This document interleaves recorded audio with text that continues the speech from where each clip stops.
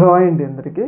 మనందరికీ తెలుసు ఒంగోలు జిల్లాకి సంబంధించిన వీరయ్య చౌదరి హత్య కేసు రాష్ట్ర వ్యాప్తంగా కూడా ఎంత సంచలనం సృష్టించిందో మనందరికీ తెలుసు. పోలీసులు కూడా ఆ కేసుని చాలా సీరియస్గా తీసుకొని ఇన్వెస్టిగేషన్ అయితే చేస్తున్నారు. అయితే ఈ సందర్భంగా పోలీసులు ఒక వ్యక్తిని అదుపులోకి తీసుకున్నారు. దాదాపు 4 రోజుల తర్వాత స్కూటీ దొరికిన ఆనవాళ్ళు ఉన్న ప్రకారం ఏంటి అంటే దేవేంద్రనాథ్ చౌదరి ప్రాథమికంగా ఈయనే హత్య చేసి ఉంటాడు అని చెప్పేసి ఆయన్ని అదుపులోకి తీసుకోవడమే జరిగింది. అయితే దీని మీద పోలీసులు ఇంకా వేరే వేరే కోణాల మీద కూడా ఇన్వెస్టిగేషన్ చేస్తున్నారు.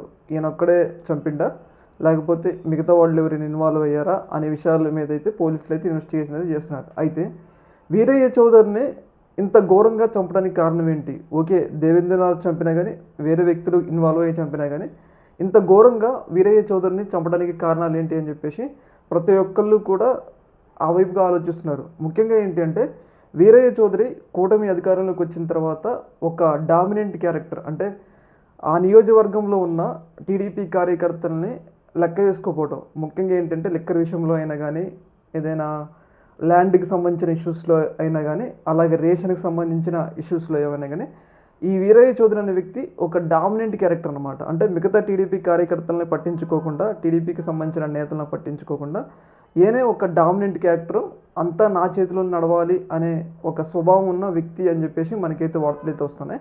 అయితే ఆ స్వభావాన్ని వార్చుకోలేని కొంతమంది టీడీపీలోనే దేవేంద్రనాథ్ చౌదరి లాంటి వాళ్ళు, మిగతా వర్గాలు ఆయన వల్ల ఎవరెవరైతే ఇబ్బంది పడ్డారో వాళ్ళందరూ కలిసి కూడా ఈయన్ని ఎలా అయినా ఎలిమినేట్ చేయాలి అని చెప్పేసి ఒక ప్లాన్ తీసుకున్నారు. ఆ ప్లాన్లో భాగంగా పక్కా ప్రణాళిక ప్రకారం కొంతమంది సుపారీ గ్యాంగ్కి డబ్బులు ఇచ్చి మరి ఆయన్ని హత్య చేపించినట్లయితే మనకైతే వార్తలు అయితే వస్తున్నాయి. ముఖ్యంగా ఏంటంటే వీరయ్య చౌదరి ఒక డామినెంట్ క్యారెక్టర్. డామినెంట్ మీన్స్ అంటే అంతా తన చేతుల మీద నడవాలి, తానే ఒక వ్యక్తి. ఎందుకంటే ఆయనకి నారా లోకేష్తో డైరెక్ట్గా యాక్సెస్ ఉంది, పార్టీలో కూడా చాలా గుర్తింపు ఉంది ఆయన సామాజిక వర్గం రీత్యా. దీనివల్ల ఏంటంటే ఆపోజిట్ మీన్స్ ఏంటంటే పార్టీలో ఉండే ఇంకొక వర్గాన్ని ఆయన లెక్క చేయకపోవడం. అయితే దీనిని ఓర్చుకోలేని ప్రత్యర్థి వర్గం ఈయన ఒకవేళ బతికి ఉంటే భవిష్యత్తులో మనకి తీవ్రమైన ఇబ్బందులు, ఇప్పుడే మన ఇంత ఇబ్బందులు పెడుతుండో ఏ పదవి లేకపోతే రేపు ఒకవేళ ఆయన డబ్బు సంపాదించుకొని ఏదైనా ఎమ్మెల్యే కానీ ఎంపీ కానీ అయినట్లయితే మన్ని పూర్తిగా ఇబ్బంది పెడతాడు, ఒకవేళ మన్ని చంపడానికి కూడా అవకాశం ఉంటుంది అని చెప్పేసి ఆయన ప్రత్యర్థి వర్గం భావించింది.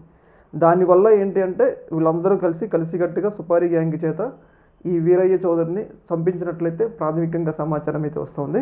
పోలీసులు అన్ని విధాలుగా చాలా డీప్గా ఇన్వెస్టిగేషన్ చేస్తున్నారు. ఓన్లీ ఈ దేవేంద్రనాథ్ చౌదరి ఇన్వాల్వ్ అయ్యిందా లేకపోతే మిగతా ఇంకా ఎవరైనా వ్యక్తులు ఇన్వాల్వ్ అయ్యారా అనే విధంగా అన్ని వైపులుగా డీప్గా ఇన్వాల్వ్ అయితే వాళ్ళు ఇన్వెస్టిగేషన్ అయితే చేస్తూ ఉన్నారు. ఏదేమైనా కానీ ఈయన డామినెంట్ క్యారెక్టర్ వల్ల చనిపోయిండు అని చెప్పేసి ఒక వార్త అయితే వస్తూ ఉంది. అలాగే ముఖ్యంగా ఏంటంటే రాజకీయాలు ఉండేవాళ్ళు ఎవరు కూడా ఏకపక్షంగా వెళ్ళకూడదు. ఎందుకంటే మనం ఎంత ఏకపక్షంగా వెళ్తే మనకి అంత ఎక్కువగా శత్రువులు పెరిగిపోతారు. ఇప్పుడు వీరయ్య చౌదరి ఇష్యూలో జరిగింది అదే కనుక ఆ టీడీపీ కార్యకర్తలకు కూడా గౌరవం ఇచ్చి ఆయన కలుపుకొని పోయినట్లయితే ఈరోజు ఆయన బతికుండేవాడు. కాకపోతే ఇలా ఏకపక్ష వైఖరి, ఈయన ఎదిగితే మన్ని ఇబ్బంది పెడతారు, మన్ని కూడా చంపడానికి అవకాశం ఉంటుందని చెప్పేసి వాళ్ళు భావించి వీళ్ళే సుపారీ గ్యాంగ్ చేత ఆయన చంపించినట్లయితే ప్రాథమికంగా వార్తలు అయితే వస్తామని. ముఖ్యంగా ఈ యొక్క ఇష్యూస్ అన్నిటినీ కూడా పోలీసులు పూర్తిగా ఇన్వెస్టిగేషన్ చేస్తున్నారు. వాళ్ళు ఒక 2-3 రోజుల్లో పూర్తిగా ప్రెస్ మీట్ పెట్టడానికి అయితే అవకాశం ఉంటుంది. ఈ యొక్క ఇష్యూలో మీ యొక్క అభిప్రాయాన్ని కింద కామెంట్లు తెలియజేయండి. Okay madam, thank you.